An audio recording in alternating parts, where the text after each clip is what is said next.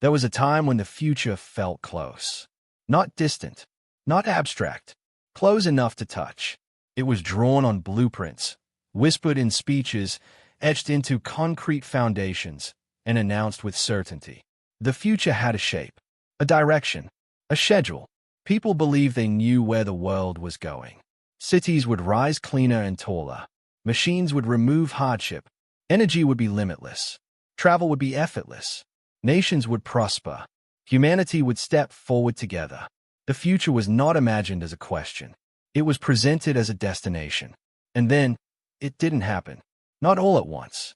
Not dramatically, but quietly. Projects stalled. Funding vanished. Governments changed. Priorities shifted.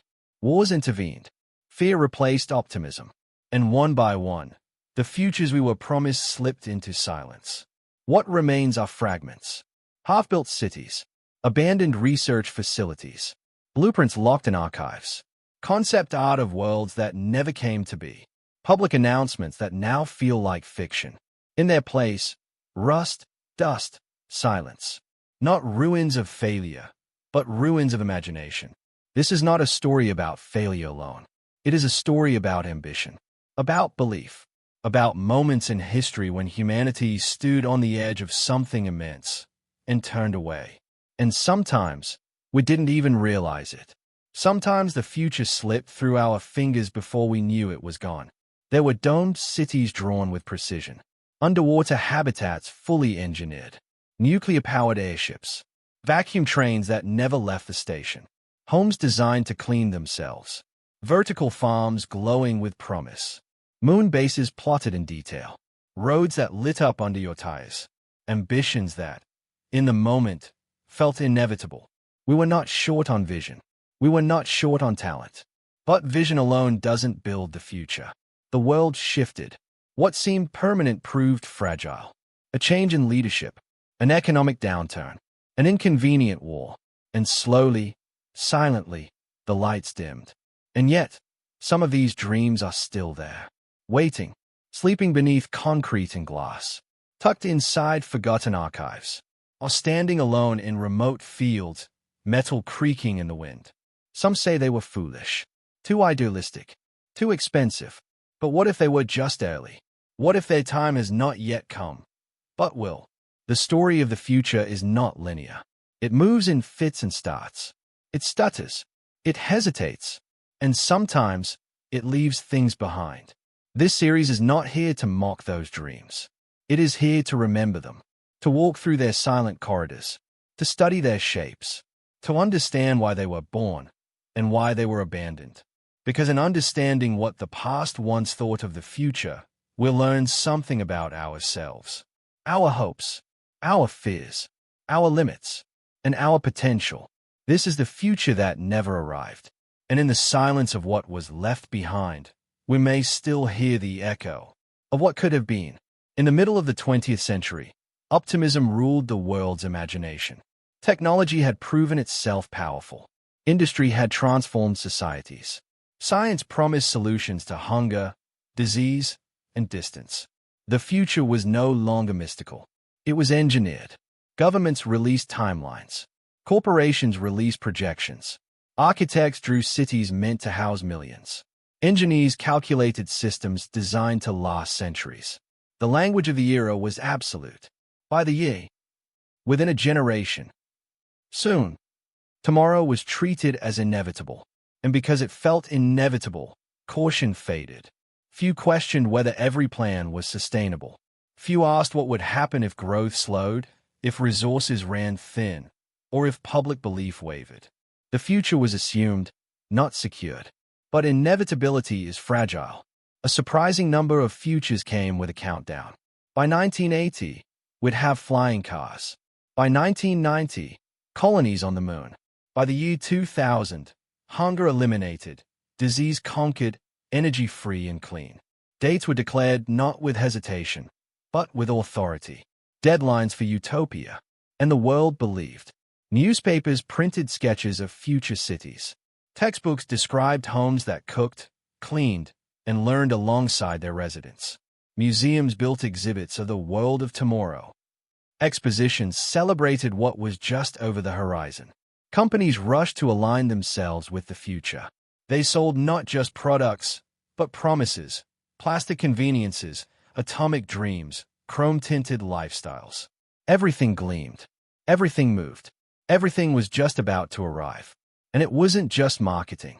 Government agencies created future departments. Urban planners drew maps decades ahead. Science fiction became less fiction, more speculation. It was a culture high on certainty. Deadlines sharpened the dream. They gave shape to hope. They allowed people to imagine their own lives in a radically improved tomorrow. Children believed they would grow up in orbit. Adults believed their grandchildren would never know hardship. Investors believed every dollar would plant the seeds of a gleaming world. But as the years passed, the date stayed the same. The promised tomorrow kept arriving, but looking suspiciously like today. And then, the deadlines quietly slipped. Flying cars were still prototypes. Moon colonies had been postponed. Poverty persisted. And energy, far from free, had become geopolitical fuel for conflict. The cracks in optimism didn't come all at once. But they came. All shocks. Political assassinations. Recessions. Wars. The tone shifted. Deadlines began to feel like pressures instead of promises. What once inspired now burdened. What once united now divided. And so the timelines were redrawn. The projections softened. The language changed, from will be to could be. Tomorrow became vague again. And yet, in archives and libraries around the world, those old deadlines still sit. Printed, bound, announced. The future once had a schedule. We just stopped following it. Some call it naive. Some call it hubris. But maybe it was something else. A brief moment when humanity looked forward together and believed that it could arrive on time. Across the world, enormous visions took shape. Entire cities were planned from nothing. Transportation networks were designed to stretch across continents. Energy projects promised to eliminate scarcity. Governments imagined societies rebuilt from the ground up. These were not small experiments. They were declarations. Concrete was poured. Steel frameworks rose. Infrastructure was laid for populations that had not yet arrived. Plans were drawn in sweeping curves, circles, and symmetry. Geometry as a symbol of order. Airports shaped like stars. Housing complexes arranged like leaves. Bridges that leapt over wide rivers with nothing but grace and steel. In Brasilia, a new capital rose in the shape of an airplane, designed to embody a nation's forward motion. In Chandigarh, a city became a canvas for modernist ideals. In the Soviet Union, entire research cities were built in remote forests, designed to foster science away from politics. In the United States, megaprojects like interstate highways and nuclear test sites reshaped land itself. These were not modest improvements. They were reimaginings of how humanity should live. Efficient, ordered, advanced. Every aspect of life was to be optimized. But grand plans require one thing above all else: continuity. They require decades of belief, decades of funding, decades of political stability. And history rarely provides that. Revolutions change priorities. Wars destroy timelines. Elections shift policies. Economic crises halt construction midstream. What was once vital becomes inconvenient. What was once funded becomes forgotten. And so many of these grand plans remain unfinished. A city skeleton left in the desert. A dam that never held water. A rail line that ends abruptly in weeds. A foundation laid for a building that was never built. Sometimes, nature returns. Vines climb through the windows. Dust settles in sterile corridors. Concrete cracks. Steel rusts.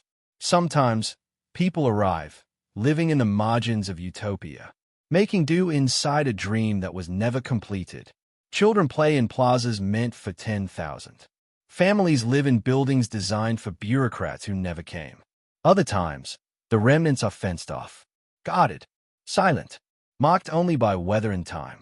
It's easy to forget how much of the future once felt certain, how much was started and never finished, not because it failed, but because the world changed around it. A different government, a different budget, a shift in values. Progress is not always linear, And even the boldest visions can be abandoned, quietly, without ceremony. Still, the blueprints remain. The models sit in archives. The dreams of planners, architects, and engineers linger beneath the surface. They remind us of something powerful, that for a brief moment in time, humans believed not only that they could shape the future, but that they should. That belief, though often interrupted, never fully disappears. And so the age of grand plans may return. Or perhaps it never truly left. It simply waits, beneath the dust, beneath the vines, beneath the silence. At first, delays seemed temporary. A project slowed due to budget adjustments. A facility paused due to safety reviews. A city expanded more slowly than expected. Official statements reassured the public. This was not failure, they said. Only patience was required.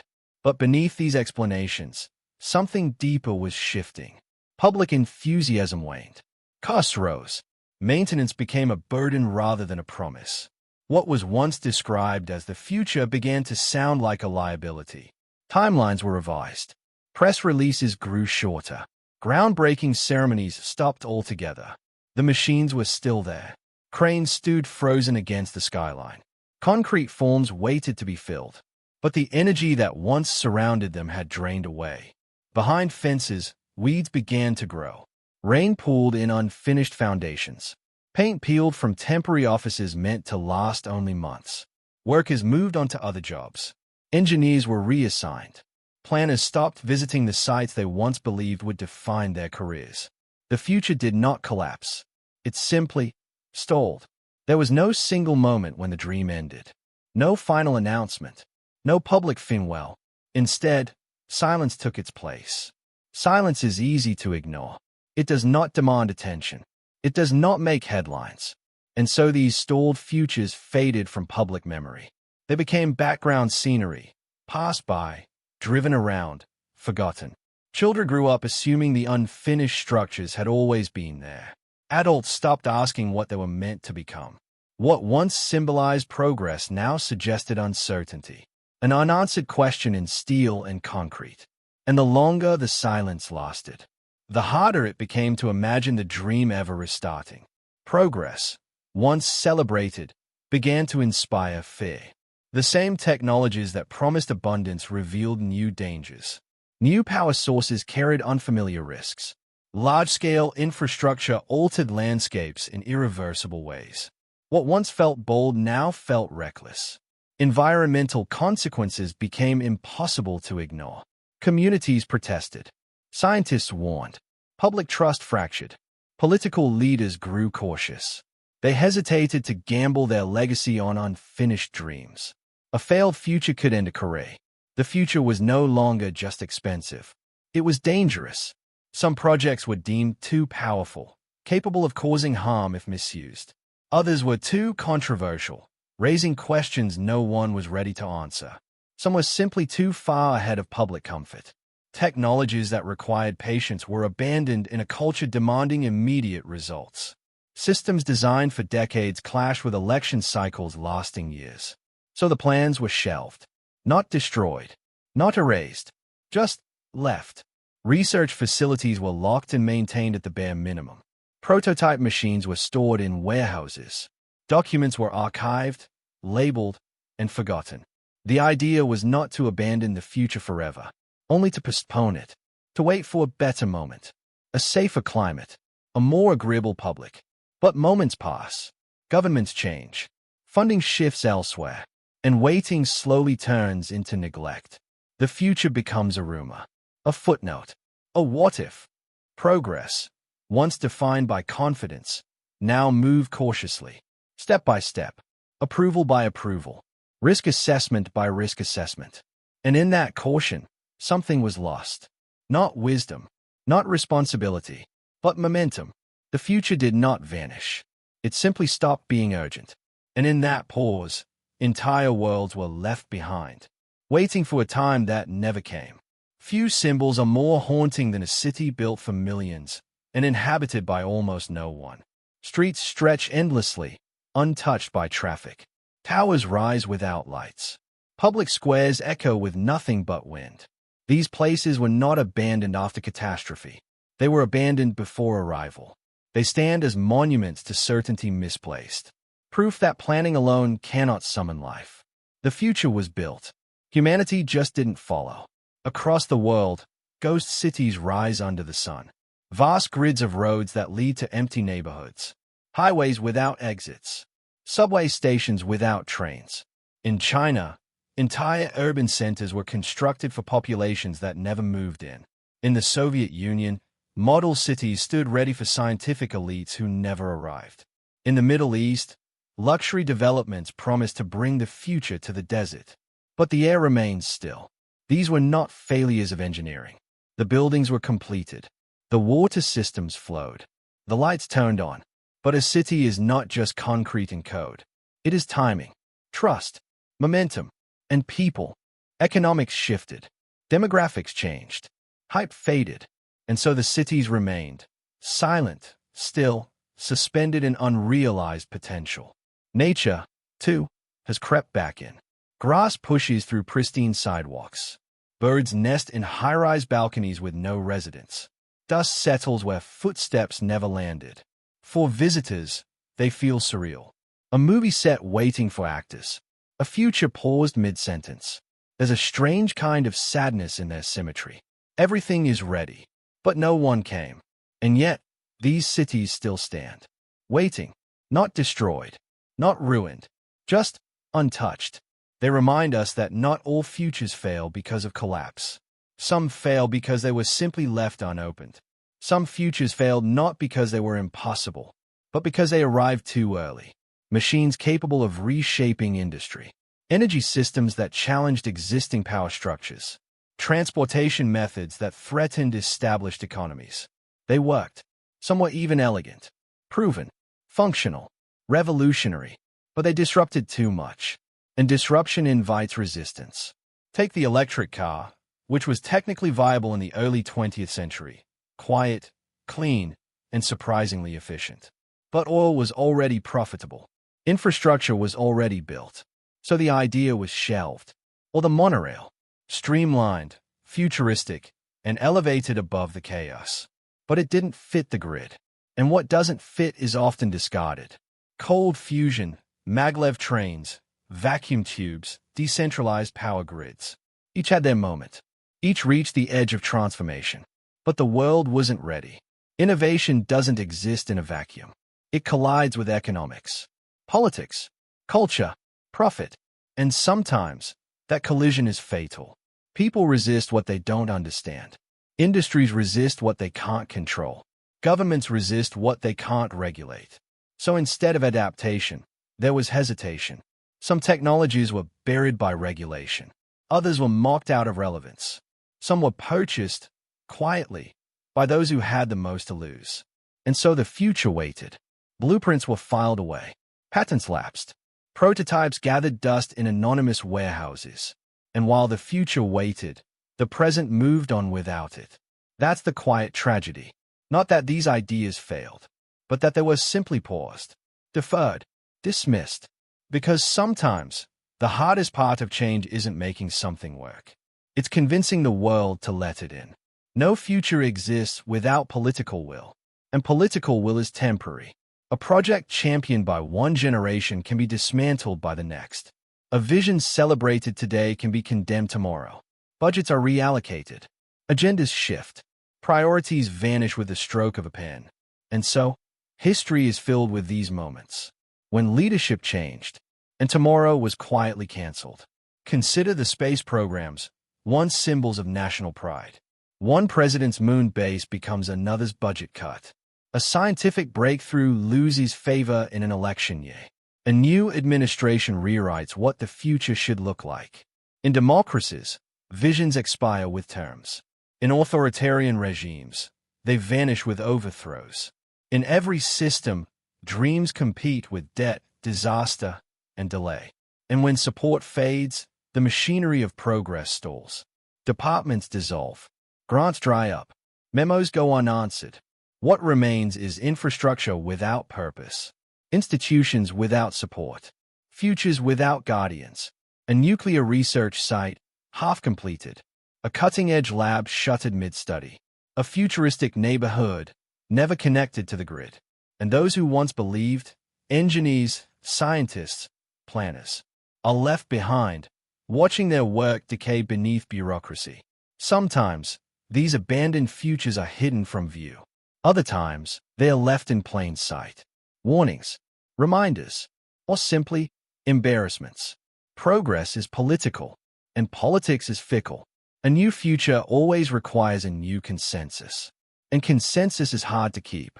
So the past is littered with half-promised tomorrows, not because they were wrong, but because they were unprotected. The question isn't just whether the future can be built. It's whether it can survive power-changing hands. Optimism is expensive. Megaprojects demand constant investment. Maintenance alone can consume vast resources. And when returns are not immediate, patience wears thin. Economic downturns do not announce themselves politely. They arrive suddenly. Markets collapse. Currencies weaken. Budgets tighten overnight. What once felt affordable begins to feel reckless. Governments are forced into impossible choices. Hospitals or space programs. Social services or experimental cities. Emergency relief or long-term research. Immediate survival or distant promises. The future rarely wins that argument. Funding is reduced temporarily, then frozen, then quietly removed altogether. Construction slows. Staff numbers shrink.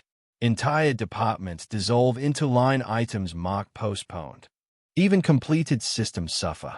Elevators stop being repaired. Roads go unmaintained. Technology ages faster than it was expected to. A future designed for abundance struggles in scarcity. What makes this moment especially final is its logic. No speeches are required. No villains named. The math simply stops working. And once money leaves, momentum follows. Private investors withdraw first. Public funding follows. What remains is a shell. Too expensive to finish. Too visible to destroy. So it stays. Waiting for prosperity to return. Waiting for a surplus that never quite materializes. Economic recovery comes, eventually. But priorities have shifted. New crises demand attention. New futures compete for funding. The old ones are forgotten, not because they failed, but because they were built for a world that could afford patience. Abandonment is not always dramatic. Often, it is emotional. People stop believing. At first, doubt is subtle. A missed deadline. A delayed update. A promise reframed as a possibility. Confidence erodes quietly. Once faith fades, even functional systems decay. Infrastructure without users becomes a burden. Innovation without support becomes obsolete. People stop showing up. Stop defending the project. Stop imagining themselves inside it. The future depends not just on engineering, but on collective imagination. A city needs residents who believe it will thrive. A technology needs users who trust it. A vision needs champions who are willing to wait. When that belief disappears, decay accelerates. Maintenance feels pointless. Investment feels wasteful. Hope feels naive. Skepticism replaces optimism. Caution replaces ambition. And eventually, indifference settles in. The project still exists, but no one feels responsible for it. This is how futures die quietly, not through failure, but through disinterest. History remembers the builders, rarely the moment when people simply stop caring. But this psychological retreat is one of the most powerful forces against progress. Because when imagination retreats, progress freezes. The machinery remains. The plans remain. But the will, the invisible fuel of the future, is gone. And without it, even the most brilliant ideas stand still. Traditionally, ruins followed destruction. Wars, disasters, collapse. Cities burned. Civilizations fell. Stones were broken by force. But the ruins of unfinished futures are different. They are intact, silent, untouched. No fire, no flood, no enemy. They represent not loss, but indecision. These places were not destroyed. They were simply left behind. A laboratory still stocked with equipment. A transit station with polished floors. A tower with windows that have never reflected life. They feel unsettling because nothing went wrong. And yet nothing happened. There is no heroic ending here. No tragedy to explain the emptiness. Just a pause that never resumed. These ruins remind us of a quieter failure. One without violence. One without blame. Humanity does not only fail through destruction. It also fails through hesitation. Through delays that become permanent. Through caution that outlives courage. Through futures deferred until no one remembers why they mattered. They stand as evidence of something uncomfortable. That the absence of action can shape the world as powerfully as action itself. And in their silence, these ruins ask a simple question. How many futures are we still postponing? Right now, the loss is not just physical. It is intellectual, cultural, psychological. We often measure abandonment in concrete and steel. Empty buildings, rusted frames, silent corridors. But far more was left behind. Entire ways of living were imagined and never tested. Urban designs that reimagined community. Education systems built for creativity, not conformity. Transport methods that promise silence over speed. Architectures focused on harmony instead of height. Whole worlds were drafted, planned, refined, and never lived in. Entire solutions were developed and never deployed. Energy systems that could have reduced dependency. Designs meant to withstand climate and time. Food systems optimized for resilience. Technologies created not for profit, but for sustainability. We do not know whether these futures would have succeeded. We do not know what kind of world they might have created, whether they would have solved old problems, or simply created new ones. And that uncertainty is itself a loss. Each unrealized future leaves behind a gap not just in infrastructure, but in understanding, in the questions we never got to ask, in the results we never got to analyze, in the lives we never got to live. Innovation is often portrayed as relentless, unstoppable, but history shows us that's not always true. Some of the most promising ideas disappear quietly, suffocated not by failure, but by timing. And when those ideas vanish, so too do the people who believed in them. Entire generations of thinkers, planners, and builders watched their work fade. Not because it was wrong, but because the world changed before it was ready. That is the unspoken cost, not just of dreaming, but of dreaming too early. And in that silence, we are left to wonder, what else have we lost without knowing it? Unfinished futures reflect the era that created them. They are more than failed projects. They are mirrors, time capsules, messages in concrete and wire, sent forward from the past. They reveal confidence, boldness, a belief in mastery over nature, over scarcity, over limitation. They reveal hubris, the assumption that money, scale, and vision alone could force progress, that the world would comply. They reveal faith in the designs for underground shelters, in the technologies built to surveil, to control, to isolate, in the architectures designed to withstand collapse. They reveal hope in utopian housing, in planned green spaces, in the belief that design could shape human behavior for the better. And most of all, they show what humanity valued and what it abandoned when those values shifted. A city once designed around public transit may now sit empty, while cars dominate the new agenda. A spaceport meant for peaceful exploration may now rust. As attention turns back to earthly conflict, the ruins do not just tell us what we hoped for. They tell us what we gave up on. They remind us that the future is never separate from the present, that every blueprint carries the fingerprints of its time, its politics, its economy, its fears and ambitions. And so, in studying these fragments, we are not just learning about the future that never arrived. We are learning about ourselves, what we dared to imagine, what we refused to compromise, what we quietly set aside when the world moved on. Sometimes, abandoned ideas resurface.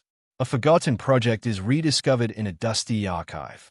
A shelved technology finds relevance decades later. A discarded vision is reframed to meet a new era's needs. Plans are revisited. Technologies are revised. Concepts are rebranded. Solar panels, once dismissed as inefficient, now power homes across the globe.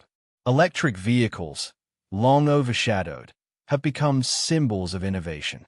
Vertical farming, modular housing, vacuum transport, all ideas from the past, now wearing the language of the future. But they return to a different world. The culture has changed. The economics have shifted. The urgency is different, and the world does not always welcome them back. Some are dismissed again, branded as outdated or utopian. Others are revived, but only partially, stripped of their original intent. What was once a social solution may be repackaged as a luxury product. The future, once missed, rarely arrives in the same form. It is filtered through new pressures, profit margins, regulations, climate, politics.